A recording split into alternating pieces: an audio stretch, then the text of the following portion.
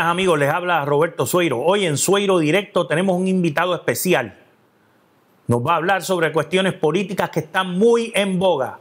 Él se llama Jorge de Castro Font. Jorge, gusto tenerte aquí. Tantos años, qué bueno. Tantos años, nos conocemos hace unos cuantos. Hace unos cuantos años, la gente ni se imagina, pero es un honor y siempre veía... El honor es mío, tu entrevista. Gracias. Aquí siempre veía tus entrevistas y me alegro muchísimo que me hayas invitado. Gracias.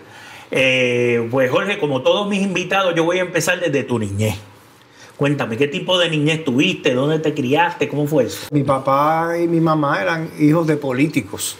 El papá de mi papá era el último alcalde estadista de San Juan, el doctor Carlos de Castro, antes de Felisa Rincón de Gautier, y don Roberto Sánchez, que también fue el administrador, Vilella. Y después de eso, pues se fue a vivir a Nueva York. Ellos son, la familia de Castro, una parte vivía en Manhattan, en Brooklyn. Él nació en Brooklyn, mi abuelo. Mi bisabuela era Manuela Besosa, que fue la que cosió la bandera de Puerto Rico. No digas. En el 1895. ¿Tú naciste para político? Bueno, una historia de ancestros políticos terribles, wow. De Valdoriotti para acá, que era familia de un tatarabuelo mío, don Juan de Castro. Y después de eso, pues, el papá de mi mamá, pues, fundó el Partido Popular con don Luis Muñoz Marín en el 36, 38, Jorge Font Saldaña. Y fue el primer secretario de la gobernación de Piñeiro. Después fue superintendente de seguros, ahora se llama comisionado. Y después fue presidente del Banco Gubernamental de Fomento, vicepresidente de la Cámara, la mano derecha de Ramón Antonini. Después fue secretario de Hacienda, el último de Muñoz y el de Sánchez Vilella, el primero. Y después de eso, pues cogió para alcalde de San Juan, pero pusieron político. Porque ¿cómo tú vas a ponerle político a un ex secretario de Hacienda? Y así fue. Así pues, que tú te creaste en ese ambiente. Siempre era la política, estaba desde... Yo me recuerdo de pequeño. ¿Y te interesaba? No, pues yo lo que veía era a mi abuelo levantarse y dar un brindis. Era un poeta, recitar una poesía. Y la gente saludando. Me sorprendía. Yo recuerdo, yo chiquitito, ir a su oficina, ya eres retirado del gobierno, cuando la Secretaría de Hacienda estaba en el edificio del Departamento de Estado, donde es ahora la plaza de allá en el Viejo San Juan. Allí era el Departamento de Hacienda. De hecho, el edificio nuevo de Hacienda lo mandó a construir mi abuelo. Lo que pasa es que después llegó Ferrer y Ferrer lo inaugura en la administración de don Luis Ferrer. Como pasa mucho. Sí, pero él escogió la estatua del intendente Ramírez. Yo tengo todos los planos, se lo he dicho a todos los secretarios. Y entonces pues siempre estuve, ¿y por qué no saluda a todo el mundo? Entonces vamos chiquititos. Y yo decía, había una fila grande, aquellos pasillos viejos de los edificios estos coloniales españoles. Y él entraba por la puerta. Yo chiquito tendré 6, 7 años. Y todas las secretarias del agua al lado se levantaban a saludarlo. Y mi abuelo era un dandy. Era un don Juan Font Saldaña, muy bien, con los ojos verdes y bien parecido. Y se levantaba y me sorprendí. Después con los años, pues veía que daba un discurso, despedía un duelo. Después yo tenía 16 años y lo llevaba a muertes de sus amigos, a los funerales. Él despedía el duelo. Y yo lo veía hablando y después me fui interesando. Además, yo desde chiquito, en el 72, el gobernador Hernández Colón quería mucho a mi abuelo. Él era el secretario de Justicia más joven en la historia de Puerto Rico y mi abuelo era el secretario de Hacienda más mayor en aquel momento, con Roberto Sánchez, y se hicieron amigos. Mi abuelo dándole consejo al joven secretario. Y una relación tremenda. Entonces, cuando yo va a las campañas, mi primera campaña en 72, tengo 10 años, 9 años. Y cuando llegué a Fortaleza, pues yo me quedaba a dormir en Fortaleza, jugaba con los nenes. No digas. Me quedaba en el cuarto Juan Eugenio, iba a la piscina, veíamos películas en el teatrito, que ahora es donde se hacen las conferencias. Una vez me volé la quijá que le metí con una de las motoritas y con tal que tenía Juan Eugenio, y le metí un cañón allí, viendo hacia la bahía, y me volé debajo. ¿Era hiperactivo? Muy hiperactivo, siempre. Y siempre hacía ejercicio. Mi papá era de las Fuerzas Especiales del Ejército de la época de Corea, que se fue hasta voluntario. ¿La relación tuya con tus padres? Pues mi papá y yo no tuvimos una buena relación de chiquito, hasta que tuve 18 años. No digas tú. Papi era muy fuerte, era demasiado, lo hubieran metido preso como era hoy día, ¿verdad? Era terrible. Sí. Era un correazo, fuerte. Por eso yo era un correazo ni te cuento, y cocotazo. Y yo jamás me hubiera metido en droga, me hubiera matado. Pero bebía, me daba el palito y fumaba así, todo el mundo fumaba en aquella época, pero nunca estuve en droga. Siempre hiperactivo, y él desde pequeño me enseñó a usar las manos. me enseñaba, se llama en español animación de escape, en inglés Hand to Hand Combat Escape Animation. Y él me metía los sábados, me recuerdo, y me ponía un periódico debajo del hombro, del brazo, y me enseñaba a usar la derecha, a usar las manos, y me interesé. Después empecé a competir en judo. Muchos años hice judo. Después, cuando llegué de la reserva del ejército, pues seguí haciendo judo con Tomita, que era el jefe de judo, el coach de judo de la Universidad de Puerto Rico, japonés, buenísimo. Y lo hacíamos en la YMCA, allá te recuerdas, en el Viejo San Juan. Sí. Y después de eso, pues, yo antes había estado boxeaba en tras talleres, y me enseñaban a boxear allí. El único blanco era yo. Y me encantaba. Mis amigos de Perpetuo y de Miramar, si me están mirando, no se atrevían a ir. ¡Ay! Eso no se mete allí. ¿Tú estudiaste en Perpetuo? En Perpetuo Socorro. Eso es tremenda escuela. Sí, ahí estudió mi mamá, mi papá, mis hijos, mis mejores amigos son del Perpetuo Socorro. Sí, sí. Tuve un tiempo allí hasta que era imperativo y me fui para San José. Ajá. Allí me conté con el amigo Eduardo Batia, el expresidente del Senado. Tuve un semestre. Y después me fui para la cooperativa de Hostos, que era una escuelita que uno iba allí ya rezagado, para graduarte en tercero. Antes de que te enviaran a la escuela militar. Exacto. Bueno, me voy para allá. Y me Yo tuve una trayectoria parecida a la tuya, es ¿sabes? que somos parecidos. Entonces, allí me encontré con Tono Andreo, hijo, Tonito, que nos graduamos juntos en tercer año. Y de ahí Hernández Colón me manda a estudiar a Valley Forge Military Academy en Wayne, Pensilvania. Ahí estudió él. Yo iba a hacer mi primer año de universidad para seguir la trayectoria en el ejército. Yo quería ser paratrooper y boina verde. Y el cuerpo mío y la mente estaba ready para lo que sea. Bueno, todavía está, pero ahora tengo más control y no me meto en lío. Ajá. Y entonces, pues seguí en esa preparación física. Y en esa cuestión de la política con Hernández Colón en las campañas. Cuando yo llego de Valley Forge, me mete mi abuelo, que no me gustó la escuela, tuve un problema allá y me salí. Y cuando regreso me habían ya seleccionado en la Interamericana o en Sagrado Corazón, la universidad. Y mi abuelo dice, no, te voy a hacer una reunión ahí en el Officers Club en Puerto Tierra. Y me lleva al coronel a cargo de la ROTC de Río Piedras y al jefe general de una estrella de la reserva, que era su amigo, el sobrino de Felisa, el general Augusto Gautier, que todavía está vivo, el amigo general, para que yo entrara en la reserva. Esto es lo que tú tienes que hacer para que aprendas disciplina y te pongas un hombre correcto. Yo tengo 18 años. Pues me convencí y firmé. Y me fui para allá. ¿Ese es Turbo? Sí, este es Turbo. Yo soy Aníbal López, soy autor de la ley 154 del maltrato. ¿Y tienes cuántos perros en tu casa? 8 perros. Wow, 4 y 4. Entonces, cuando llego del ejército, entro a la noticia, yo era el First Sergeant, mi capitán era Arnaldo Claudio, el que era el monitor federal, mi amigo y buena persona, el coronel. Y después de eso, pues, estaba en una base en Virginia y mi papá me dijo, no me llames en 2 semanas, que tú estás planeando. Y yo, no, mira, papi, te lo voy a decir ya porque, para que no te enteres. Te iba a llamar del training, pero me voy para el 82 de paracaidista. Acabo de firmar 4 años y quiero ser boina verde. Y me dice, tú estás loco, me dice, papi. Y yo, pues seré más loco como tú, porque tú te fuiste a las Fuerzas Especiales en el 51 y voluntario en medio de una guerra de Corea. Correcto. Así que, ¿quién es más loco? Le digo yo, no, tenemos que bregar. Entonces habla con Hernández Colón y me llaman allá. El capitán era puertorriqueño, Rodríguez, que era hijo de un pelotero famoso de las Grandes Ligas de Cagua en aquel momento, y hablamos. Y el capitán, ¿quién es usted que me está llamando? El padre suyo y el ex gobernador. Y por allá fuimos y cancelé a las 2 semanas, regresé a Puerto Rico. Papi me dejaba los viernes en casa de Hernández Colón y el guardia me regresaba a casa los domingos, y donde él se quedaba, yo me quedaba en el cuarto al lado y estaba con él todo el tiempo. ¿Cuándo es que tú te das cuenta que tú quieres estar en la política? Pues yo siempre pensé que iba a ser político, Roberto, pero pensé que lo iba a hacer después de ser un soldado profesional. Okay. Yo quería ser soldado profesional. Yo quería... Me encantaba la milicia y me encantaba tirarme de rappelling, la soga, y que yo iba a ser paracaidista. Y quería hacer, como te dije, quería ir a la escuela de Special Forces, y estaba listo, y mi cuerpo no tenía una gota de grasa encima. Por eso yo me conozco, a pesar de que voy a cumplir 60, A mí mis amigos me dicen, que muchos sit-ups tú haces. No, no, si eso están ahí, es cuestión de dieta. Y yo conozco mi cuerpo y mis manos y aprendí. Después, no te conté que después de judo me dio por estudiar a las artes marciales de Aikido. Cuando salieron las películas de Steven Seagal. Sí, sí, y ahí estuve 30 años.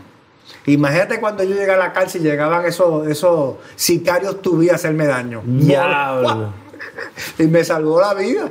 Y pues me encantaba porque uno los agarra y les manda un mensaje, no tienes que darle un contacto a nadie. Y dominé esa. Todavía lo sigo practicando, by the way.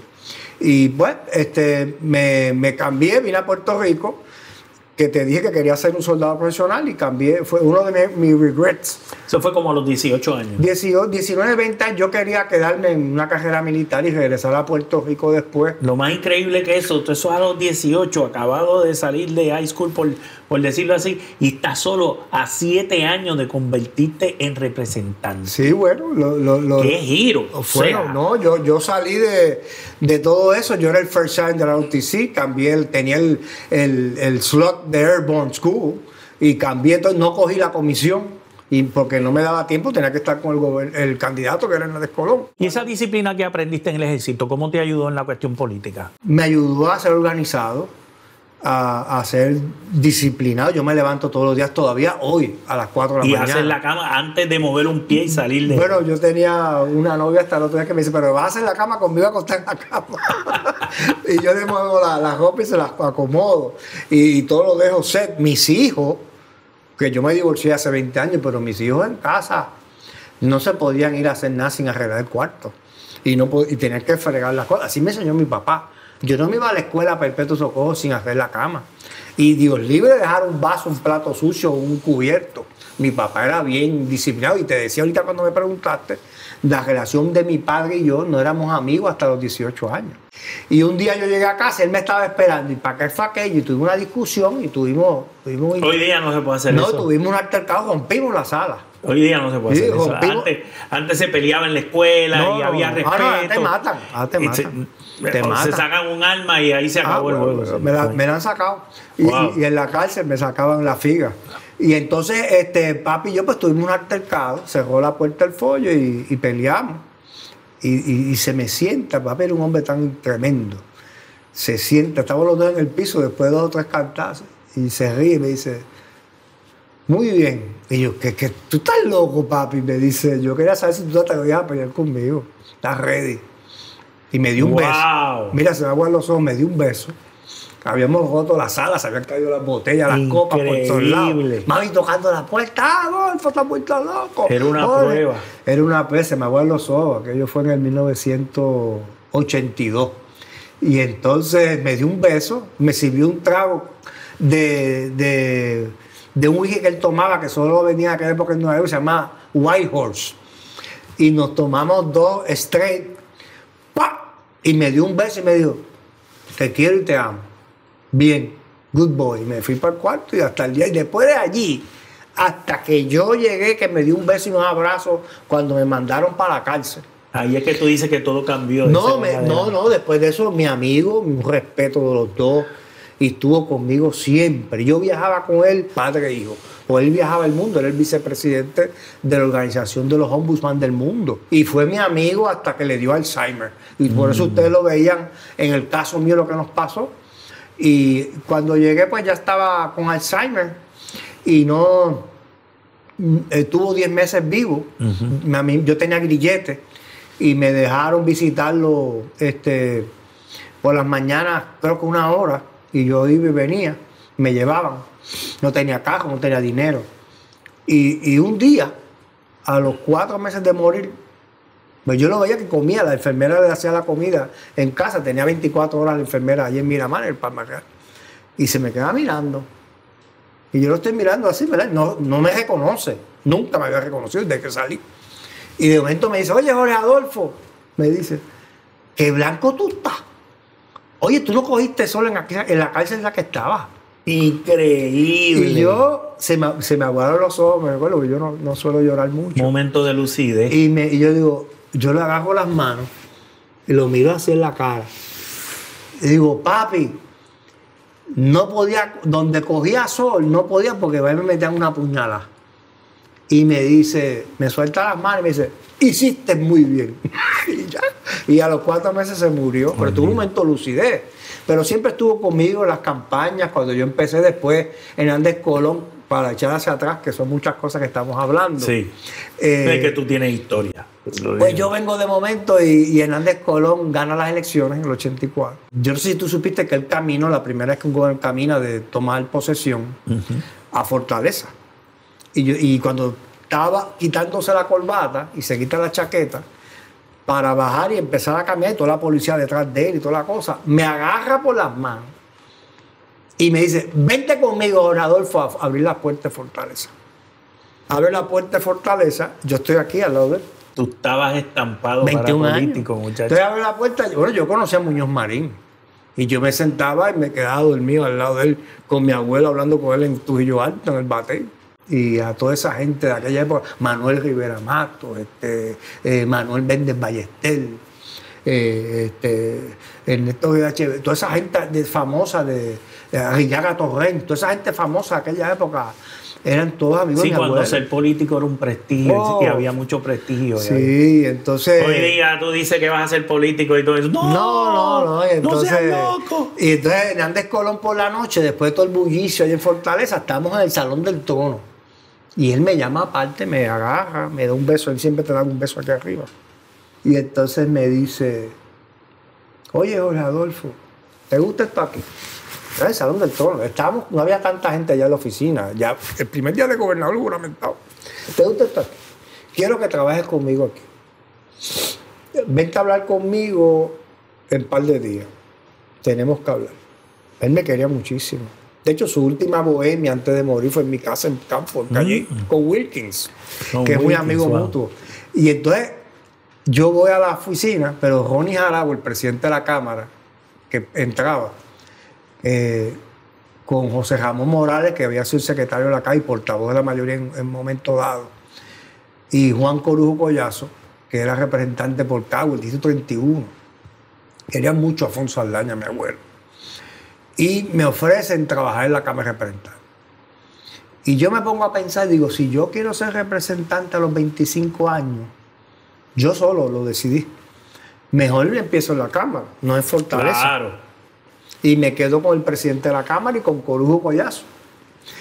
Y cuando voy a ver al gobernador Hernández Colón, y un chamaquito me dice, bueno, ¿qué vas a hacer? ¿Cuándo empiezas? Aquí conmigo, aquí. Esta es tu oficina. Me dijo así el gobernador, yo un niño, 21. Y digo, pues no vengo. Y me dice, y se echa para atrás, se ríe. Empieza cuando él le pasaba a hacer así. Y me dice, ¿por qué pasa, Jorge Adolfo? Y digo, no, lo que pasa es que el presidente de la Cámara, Jarabo, y Corujo Collazo, José Ramón Morales Meléndez, me dicen que me quedé en la Cámara, que ahí es Fonsa, mi abuelo, y es que yo voy a aprender, que me gusta la cuestión legislativa, que en Fortaleza es distinto. ¿Y qué decidiste? Pues me voy a quedar allí para aprender, porque me gustaría ser representante como mi abuelo. Y él me dijo, pues está bien, nos mantenemos en comunicación. Y me dio un beso y un abrazo.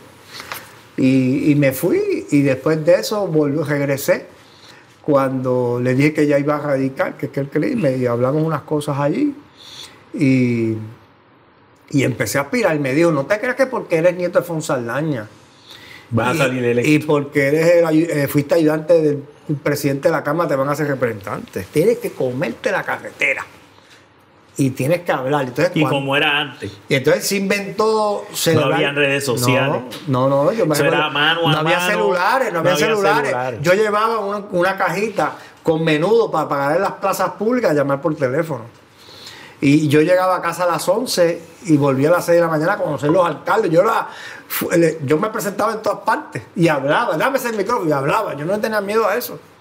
Y Hernández Colón me decía, ¿cómo te la carretera? Cuando él se inventa el 50º de celebración del Partido Popular, me dice que yo voy a hablar por los veteranos, porque yo era nieto de Afonso Aldaña, que de los primeros 8 familias que fundaron el Partido Popular, con Muñoz. Y ahí me dio una excusa. Después Tony Fajal Zamora, que era el secretario, y después presidente, no me dejaba hablar. Y yo me quejé. Y Tony Fajal me regañó. Yo tenía como 23 años.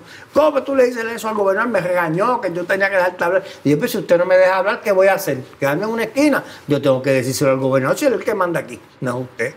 Y muchacho, y siempre hace el cuento, y yo también. Después nos hicimos buenos amigos. Pero fue una cosa bien bonita. Cuando tú estabas en eso, estabas estudiando al mismo tiempo, Oh, ¿verdad? sí, pero cogía una clase de un desastre. Tuve que dejar el UTC.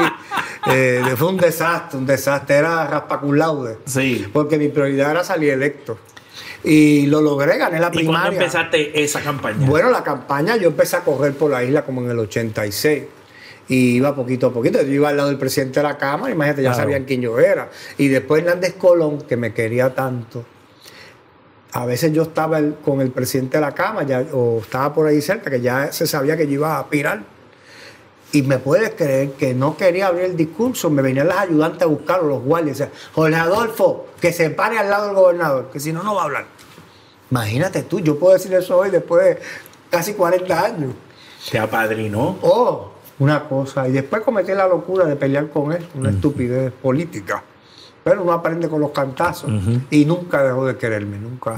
No nos hablamos como por 8 años. Cuando yo me fui con Victoria en contra de él, que fue un desastre, con Papiño, nuestro gran amigo, exalcalde Dorado, secretario de Estado y amigo del gobernador, pero nos fuimos con Victoria. Fue un error de la manera en que lo hicimos, y lo digo con mi madurez política hoy y la edad. Fue un error. Y después de eso, pues tuvimos 8 años sin hablar, y después nos arreglamos, nos fuimos a comer a Mark, que me invitó, con un buen amigo mutuo, cubano-judío, que murió ya, Mario Solomiani.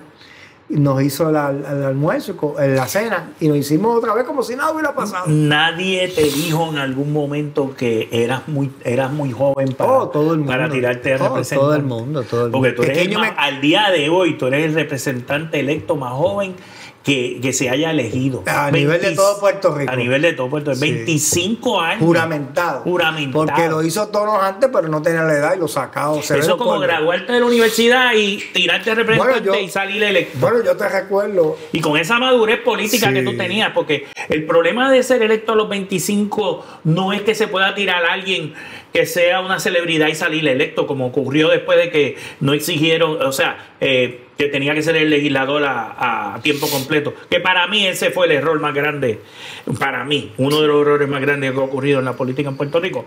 Porque antes había calidad allá arriba, antes había los discursos, antes, los discursos, los tiempos cambian, los tiempos cambian, pero mire, una cosa curiosa era que dices la edad. Yo no me daba cuenta, ¿verdad? Pero yo a veces llegaba a las fiestas de mis amigos de Miramar, de Perpetuo, o sea, en Garden Hill. Me recuerdo una noche que estaba en una fiesta y viene uno de mis amigos y me dice, oye, mira, ese muchacho, este estudió en Marista, y le dice, oye, ¿quién es ese muchacho que anda con...? El papá parece que le prestó el chofer y el carro ese era un Lincoln Crown Victoria, el Crown Victoria. Aquella época, me recuerdo, grande, los carros viejos, aquellos negros. Y el amigo mío, no se lo prestó el papá tiene chofer también, porque es de los Bumbán, pero él es el representante Jorge de Castro Fon. Nadie sabía quién yo era. Yo me fui dando a conocer poco a poco. Y yo aprendí a hablar en la tribuna. Pero ¿qué te decían? Que pues se reían, que yo era, que osado. Pero mira, pero vas a aprender, es bueno que coja para que aprendas. ¿Qué hiciste en tu campaña política para batallar eso? Porque, bueno, porque te va a decir, este muchachito no sabe lo que está diciendo, es muy joven. ¿Quieres que te diga la verdad? La oratoria y modesta parte, no es que me queda... Mami decía que yo era, que siempre las tenía. Mami decía que yo era lindo, pues había que estar bien vestido, tener un buen porte y la oratoria. ¿Quién te ayudó ahí? Pues mi abuelo muerto. Yo tengo todos sus discursos, la mayoría de ellos reel to reel, y los escuchaba una y otra vez y me aprendí de memoria varios discursos. De hecho, el más que me sé de memoria, que me lo decía unos amigos de él, y me pedían que se los repitiera, ya yo como representante y senador, y a veces nos dábamos un par de copitas de champán, y yo le hacía parte del discurso de despedida del duelo de Rafael Hernández por Muñoz Marín. Mi abuelo despidió el duelo de Rafael Hernández, el gran compositor. O sea, aprendiste así los protocolos también. Yo escuchaba a mi abuelo, que era uno de los más grandes oradores de Puerto Rico, Yo creo que después de Fonsaldaña y el honor más grande que ha tenido Puerto Rico es José Ronaldo Jarabo, el presidente de la Cámara. Y yo pues estaba por ahí aprendiendo un poquito, no tenía aquel conocimiento de un Fonsaldaña, un Jarabo Álvarez, ¿verdad? Pero aprendí, hablaba, y eso me ayudó a destacarme como jovencito. Y la humildad y saludar a las personas. Yo no me olvidaba, yo saludaba a 10 personas en una actividad y siempre ¿ustedes recuerdan de mí? Y yo me recordaba los nombres de los 10. O sea, la mente mía hasta el día de hoy. Sí, al día de hoy. Sí, no se me olvida nada. Tienes un récord impresionante de guardarte los nombres sin titubear de toda esa gente. Sin titubear, y por eso las invitaciones que he tenido últimamente yo hablo y la gente me dice, ¿cómo te preparas? No, usando la mente. Te concentro y lo arreglas en tu mente. Así hacía en el Senado como portavoz, como corriendo la Comisión de Reglas y Calendario, que corría el Senado. El presidente se pasaba viajando. Al inicio, ¿no estabas un poco nervioso? No. ¿Nunca? No. No. Y nosotros inauguramos la televisión. En aquella época no había en vivo. Y yo me maquillaba, me echaban las ayudantes spray para que estuviera bien, ¿verdad? Bien puesto. Pero no me ponía nervioso, sencillamente sabía que, como decía el presidente Kennedy cuando compitió contra Nixon en el primer debate televisado en el 60, los looks del Kennedy y cómo hablaba. Correcto. Y le decía, yo le estoy hablando al pueblo de Estados Unidos, no me importa que esté Richard Nixon sudando a los míos. Sí. Yo le estoy hablando al mundo entero. Y eso es lo importante. Hay que aprender a venderse con la imagen y el candidato, aunque lo traten de negar, es un producto como cualquier otro. Por eso, después de que lo que me pasó, que tuve que ir a la cárcel y salgo de la prisión, tuve en 10 prisiones, 8 federales y 2 estatales, 6 años que le quité a mis hijos. Y la vergüenza de venir de una familia política y caer en esa situación.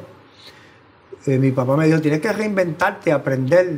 Tus amigos no eran tan amigos. Y me decía, los populares no te hubieran metido preso, esos fueron los PNP. Me decía, y yo, papi, olvídate de eso. Metí las patas en unas cosas y me decía, sí, pero no era para tanto. Y yo no tengo fondos públicos. Entonces, cuando salgo, que me contratan en Telemundo, me dio una oportunidad el presidente Cancela, Soraya Sánchez, de Dando Candela el programa. Y lo primero, le dije, si me permitiesen unos segundos para decir algo personal, le digo yo, dígame que yo me quiero disculpar con el pueblo de Puerto Rico. Y ahí cometí unos errores, pido disculpas al pueblo.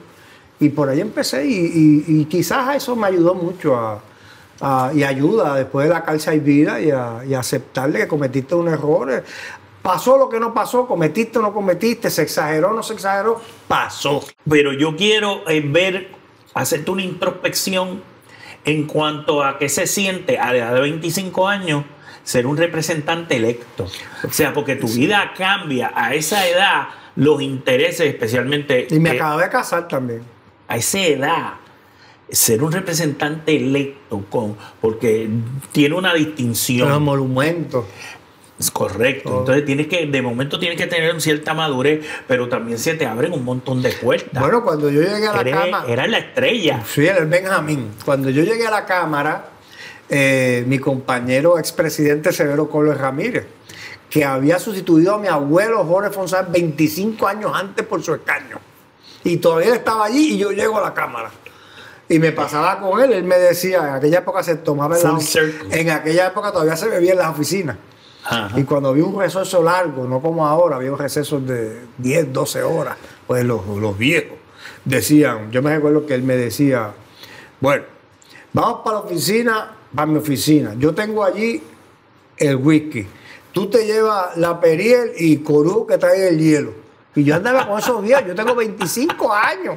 Imagínate. Entonces yo con ellos, para aquí, para allá. Yo siempre estuve desde jovencito con gente mayor. Pero aprendiste mucho de esos tipos. Sí, ¿verdad? Me encantaba. A veces don Severo, después don Miguel Hernández Agosto, me invitaba a ir con él a la isla en el carro, y Willy Miranda Marín, que era el secretario del partido. Y había un compañerismo aún y un respeto. El respeto que se perdió entre todos los políticos, no importaba el partido que de todos los partidos, donde formaban el revolú para las cámaras, y estaba la prensa arriba de la góndola, y después nos metíamos al salón café y nos reíamos de la pelea que habían formado, y yo aprendí toda esa cosa y dominé el reglamento de Cámara y Senado. Había camaradería entre los diferentes partidos. Y yo siempre decía, mira, a veces venían y se formó una pelea y se querían agarrar, y yo decía, ni los agarre, déjalos, eso es para show.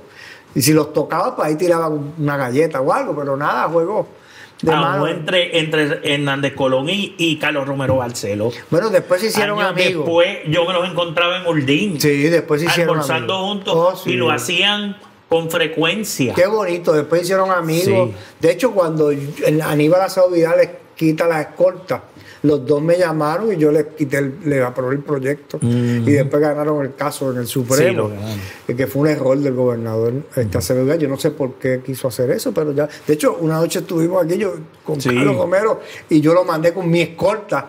Le mandé el carro a Kate en Dorado y después lo mandé con la escolta mía, pues yo tenía 2 carros.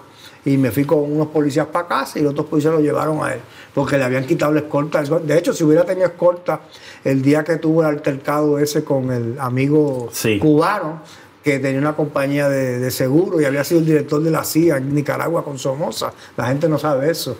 ¿De quién fue el más que aprendiste esos años donde te iniciaste a los 25? Ah, no, con Hernández Colón y Ronnie Jarabo, yo te digo, y Ronnie Jarabo era una figura, un orador, un comunicador. Pero Hernández Colón, los dos me daban clases. En el carro, yo me recuerdo que yo iba en el carro con Hernández Colón a la campaña 84. Estaba o el guardia Merano, o Nacho, el capitán, que todavía está conmigo, tiene 86 años, cumple ahora, y me ayuda. Y Quiterio, y todos los que lo cuidaban allá en la casa en Belén. Y yo iba al carro, yo le hacía preguntas y él me escuchaba. Él antes de un meeting, la gente no sabe esto y lo voy a decir hoy, nunca lo he dicho públicamente. Antes de ir a un meeting, Hernández Colón tenía una caja en el carro con cassettes. Y yo, va a poner música. Él me decía, yo a veces me sentaba al frente o me sentaba al lado de él. El guardia, él y yo, más nadie. Y me decía, ábrete, la primera vez que me lo dijo, ábrete la caja esa que está ahí en el piso al frente. Yo la abrí, va a poner música. Dice, no, ábrela.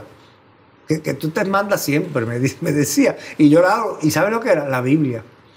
No diga. Sí, y entonces... Pasajes de la Biblia en cassette. Sí, y me decía, ponte Juan, tan, o ponte Saúl. Esa nunca le esperaba, que él fuera una persona religiosa te voy a contar. Y practicante. Sí, no, y entonces venía y yo le ponía el cassette, entonces yo tenía que chuparme respetuosamente, ¿verdad? Yo soy ahora bien. Me tenía que escuchar desde Belén a Moca, por ejemplo, escuchando la palabra de Dios en el carro. Y yo lo escuché, yo lo miraba. Y así es que él se tranquilizaba y usaba. Se concentraba. Eso no lo sabe mucha meditaba. gente. Eso no lo sabe mucha gente. De hecho, cuando yo cargo en la cárcel al mes, o ya cuando me trasladan a Estados Unidos, me envió una carta con un libro. Él me escribía todos los meses, los 6 años que estuve en la cárcel. Y el libro, ¿sabes qué era? Los Salmos. Y me dice, lee los Salmos, que esto te va a dar una paz.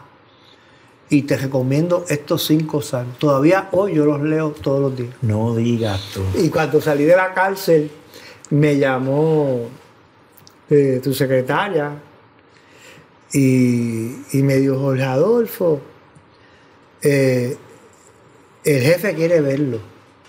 Te estoy hablando, el día que salí en toda la televisión, que me llevó corrección a casa, me pusieron el grillete. Vi a mis hijos después de más de 3 años y pico en la libre comunidad, después de 6 años. Y yo no quise que me visitaran a los Estados Unidos. Las visitas me hacían daño, te quitaban el control. Y yo tenía que estar listo por si me querían agredir, que trataron muchas veces, y hacerme daño corporal por las envidias, los celos, una persona famosa y todas las cosas. Y entonces Hernández Colón vino a casa el otro día a tomarse un café. Me recuerdo, yo me reía porque llegó temprano en la mañana. Yo le hice café, los dos solitos en la sala. Y lo llamaron dos veces y sacó un teléfono viejo de esos flip, Motorola, ¿sí? ¿Te recuerdas de aquello? Y yo digo, usted anda con eso todavía, usted fue lo que me dieron y todavía lo tengo. Y después lo dejó y me llamé a la secretaria, llamaron al guardia y vinieron a buscarlo. Pero siempre con él hasta que murió.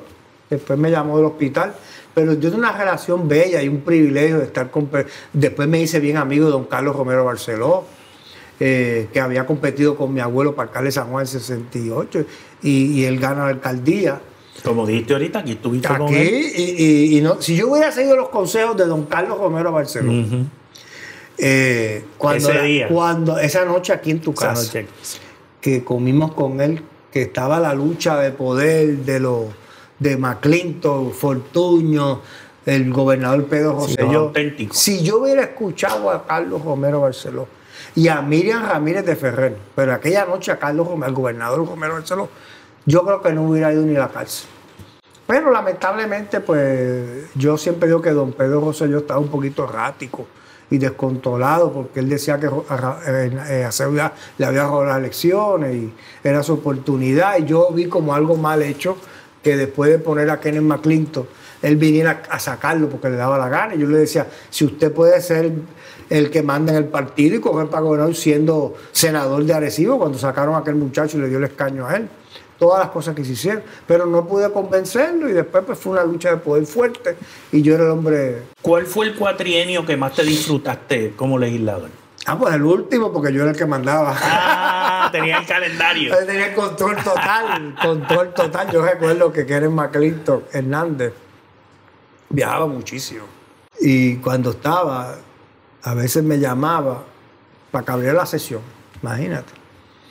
Y se me aparecía en la oficina, que es al lado del hemiciclo, igual que la del presidente. Me decía, bueno, vamos a abrir. Yo, pero espérate, tú, qué bonito, tú llegaste esta mañana de Los Ángeles y te crees que esto no es así, papito. Tú viajas, yo estoy aquí, every day, corriendo esto, y no puedo abrir la sesión ahora, tienes que esperar. Pues me quedo aquí.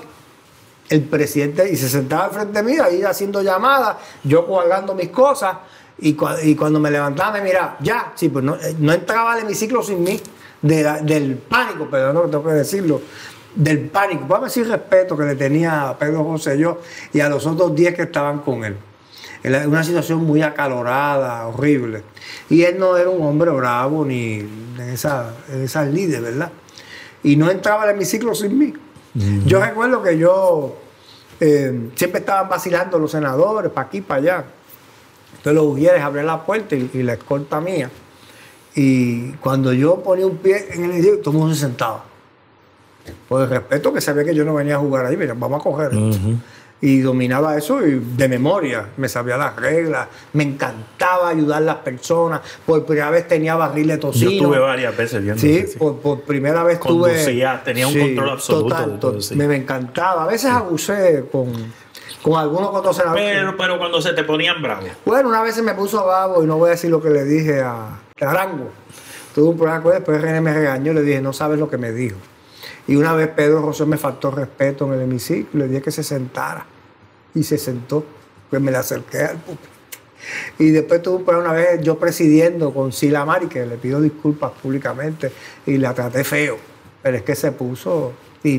Pero esas cosas pasan de vez en cuando allí. Sí. Pero por lo demás, cometí unos errores que otros con algunas cosas que no debía aprobar. Pero me gozaba cuando tenía barril, que yo tenía 10 millones de pesos. Pero llevar el calendario es una presión impresionante, porque todo el mundo quiere, hay empujones. Sí, yo podía ayudar, tenía dinero para repartir parques, hice de todo. Bueno, yo recuerdo un día que estoy corriendo, para decir una más. Voy a decir 2 cuentos de esto. Estoy corriendo en el Sixto Escobar, que yo conocía a Sixto Escobar, porque era amigo de mi papá, él era bartender en Manhattan. Y papi se hizo amigo de él en los 50. Yo tenía como 10 millones de pesos con McClinton para repartir en Puerto Rico de fondos públicos a obras de interés social. Y se me acercó a sacarme del parque Sixto Escobar, que estaba corriendo, y mi escolta estaba por allí en una esquina, pero él no los vio. Yo estoy corriendo con una gorra y unas gafas, hacía mucho sol. Como a las 5 él se me acerca, mire, sáquese de aquí, que no puede estar cerrado. Y cuando yo me quito la gorra, me dice, yo soy usted de Castrofón, perdóneme. Digo, no, perdóname a mí. Es que no está cerrado. Yo vi la puerta abierta y yo salieron enseguida los muchachos. Y me dice, ay, perdóname. Entonces me dio un tour del deterioro del Sixto Escobar, los bleachers, los baños, la cafetería, todo. Y puedo hablar con usted para que me dé la mano. Y sí, cómo no. Creo que era un viernes. Yo, venga a ser lunes a la oficina. Llegó como a las 9 de la mañana. Yo llegaba a las 7, 7 y media de la oficina, después de darlo en la escuela.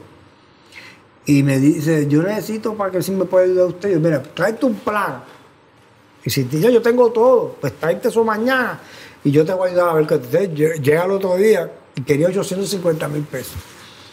Cogí, llamé al asesor mío, prepara una resolución y déle los 850,000 pesos. Se los di. Y así me pasó un día que estaba en la iglesia de San Francisco, ahí en el río San Juan, y el padre jesuita, creo que era, me llamó aparte y me dijo, mire, nosotros tenemos aquí un detox para los ambulantes que están en vicio de droga en el río San Juan. Pero la legislatura nos está cortando el dinero. Y yo, ¿cuánto necesita, padre? 450,000 pesos. Y yo, sí. Pues está bien. Venga a la oficina mañana. Y vino por la mañana y le di los chavos. ¿Y cuándo lo va a aprobar? Ahora mismo fui y lo descargué. Wow. Porque yo tenía el dinero. Y así hice una vez con Hernández Colón. Me recuerdo que me pidió, y te voy a hacer ese cuento. Estamos cenando y cuando salimos, él no tenía escolta, Aníbal le había quitado la escolta. Yo estaba con los míos y salimos. Y me lleva a la oficina de exgobernador y se echa la mano hacia atrás. Este me va a pedir algo, porque ya yo lo conocía.